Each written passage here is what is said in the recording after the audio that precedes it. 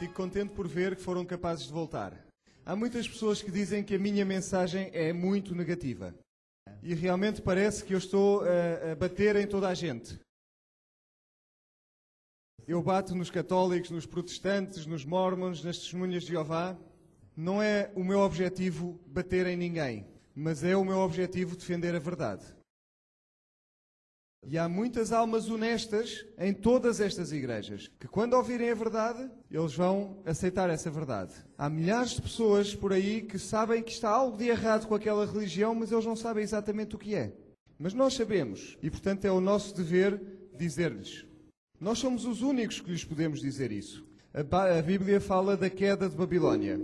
E diz que Babilónia se tornou uma casa de demónios. Uma casa de tudo o que é imundo e detestável. Isto é linguagem muito dura.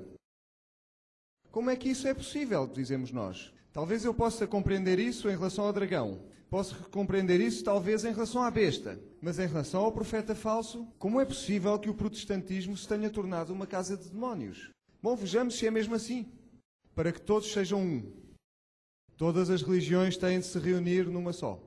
Martinho Lutero disse: eu sei que o Papa é o Anticristo e que o seu trono é o trono de Satanás. Isto foi bastante direto. Se olharmos para o Papa, podemos ver que ele tem aquela cruz nas suas vestes. E de acordo com o ocultismo, esta cruz, que é a cruz de Malta, é o símbolo do sacerdote Horus. Em Nuremberg, na Alemanha, que foi o local onde nasceu a Reforma, os reformadores colocaram estas estátuas numa casa que se chama a Casa de Deus. Se olharem bem, vão ver Nabucodonosor, que está perto do leão. Vão ver Ciro o Grande junto ao urso. Vão ver Alexandre o Grande perto do leopardo.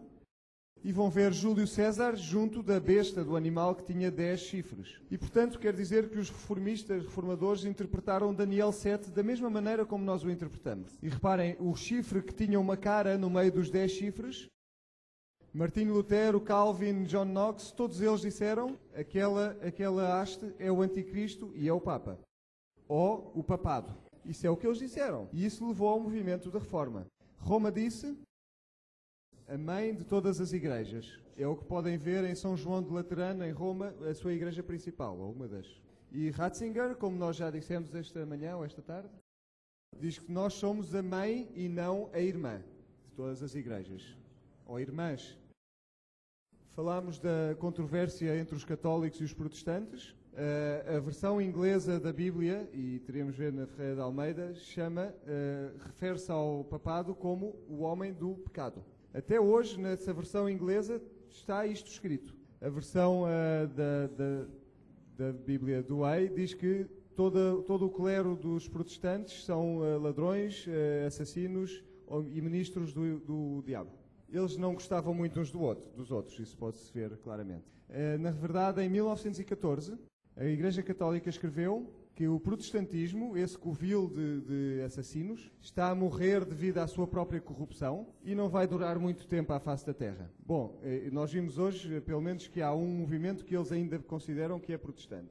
Roma diz que este movimento não era de facto uma religião, é apenas uma rebelião. E, portanto, podem ver aqui a estátua que representa a Igreja e depois temos Martinho Lutero e os outros protestantes que estão simplesmente a cair. Falámos do Concílio de Trento esta tarde e neste concílio todas as doutrinas que os protestantes questionavam, na verdade, cada doutrina foi reconfirmada. E vimos que, na verdade, foi apenas o sábado a razão pela qual eles rejeitaram o protestantismo. A transubstanciação foi confirmada, a justificação pela fé e pelas obras, a missa, os 7 sacramentos, o celibato, o purgatório, as indulgências e o poder do Papa. Tudo isto.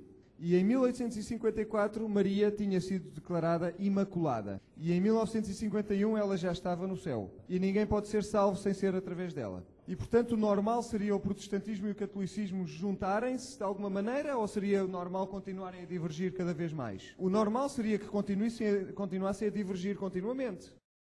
Mas os jesuítas foram chamados durante o Concílio de Trento e foram formados em 1540 para exatamente contradizer ou ir contra este movimento da Reforma. E, na verdade, Inácio de Loyola, que foi o fundador dos jesuítas, e Martinho Lutero viviam na mesma cidade.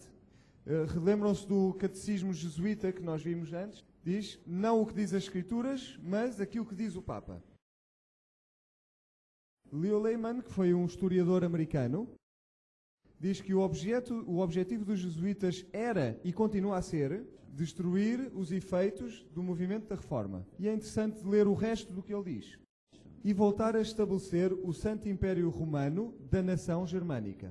E é curioso realmente, como vimos, que agora tenhamos líderes alemães na Igreja de Roma. A Bíblia diz que a cabeça que foi ferida seria outra vez curada. Roma vai receber o seu poder de volta. Comecemos no Concílio de Vaticano II. E no Concílio de Vaticano II disseram, de algo que foi dito, foi que as pessoas podem ser salvas mesmo estando noutras religiões, com uma restrição. Têm, de alguma maneira, de se submeter ao Bispo de Roma. Mas como é que eles vão conseguir levar esta doutrina de romana católica outra vez para dentro das igrejas? O Concílio de Vaticano II disse que teria de haver música nas celebrações. Isto é interessante, porque o capítulo 3 de Daniel diz exatamente o mesmo, que haveria todo o tipo de músicas quando as pessoas teriam de curvar à imagem.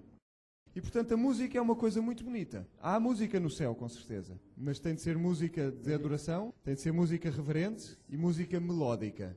É tudo o que sabemos acerca de música e como ela tem de ser. E tem de haver outra tem de haver uma nova liturgia. O que é isto? É tudo o que acontece para além do sermão, do culto. E, portanto, ir à igreja tem de ser mais liturgia do que simplesmente o sermão.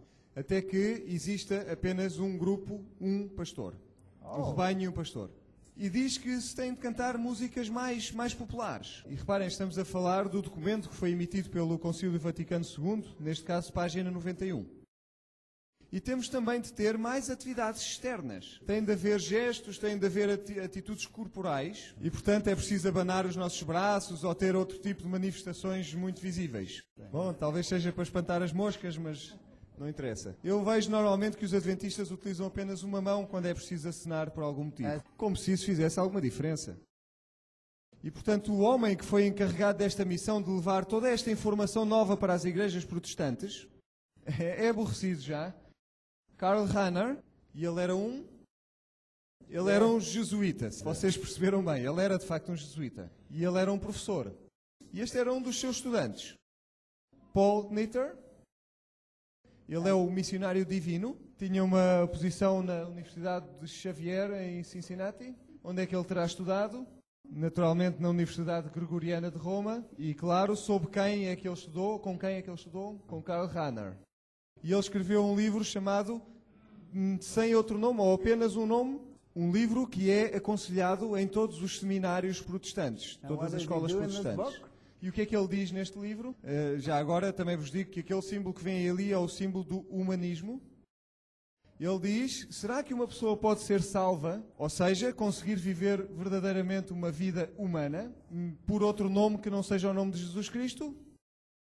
E a sua resposta é, vocês podem de facto ser salvos por outro nome, e ele depois mostra como é que isto pode encaixar de forma teológica. E reparem, este Sr. Leonard Swindler, na revista Estudos Ecuménicos, diz que isto é teologia criativa da primeira água, de primeira importância, qualidade. Eu realmente concordo com isso 100%. É de facto muito criativa, mas é totalmente não bíblica. Eu nunca vi ou nunca li tanto lixo junto na minha vida. E reparem também algo muito interessante. Ser salvo, ou seja, ele está-nos a dar aqui uma definição do que é que significa ser salvo. Ser salvo significa viver uma vida verdadeiramente humana. Isso não é salvação, isso é humanismo. Tem um nome. É por isso que temos o símbolo humanista lá em cima. Este homem, na verdade, é um luciferiano. E os protestantes bebem este vinho. E, na verdade, eles bebem este vinho e, de alguma maneira, começam a ficar um pouco ébrios. O Robert Mueller escreveu este livro, Nova Religião Mundial, e, portanto, fala daquela tremenda aliança